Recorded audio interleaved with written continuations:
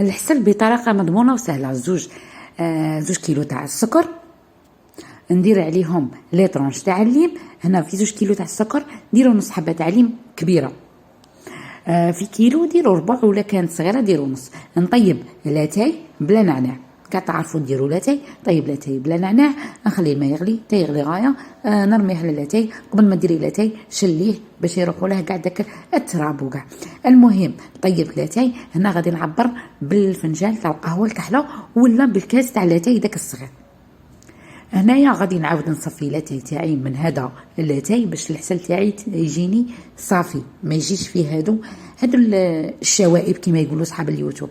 المهم من بعد ما صفيته غادي نعبر بهذا الفنجان تاع القهوه الكحله ولا بالكاس تاع لاتاي. فنجان تاع القهوه الكحله ولا كاس تاع لاتاي في السكر. المهم في كيلو تاع سكر ندير 7 كيسان، في 2 كيلو ندير 14 انكاس. نديره يغلي، من يرفد الغليه نقص له كاع نقص له ونخليه يغلي كيما هكا. نخليه لمده نص ساعه، بصح درجه تاع النار خفيفه بزاف. شوفوا لا دار لكم هذا الزبود اقلعوه، هو اللي غادي يخسر لكم الحسل تاعكم. الحسل ما تغطوش بلاكي تغطيه. الناس داروا تحضيرات رمضان، انا ندير تحضيرات العيد ديريكت. المهم ها هو الحسل تاعك واجد، خليته نص ساعه وزدت لها 5 دقائق.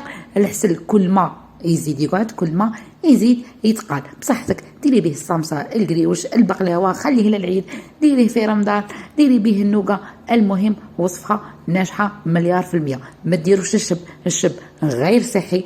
نتمنى تعجبكم الوصفه. لا عجبكم الوصفه ما تنسوش ديروا لي ابوني. والسلام عليكم وصحه رمضانكم.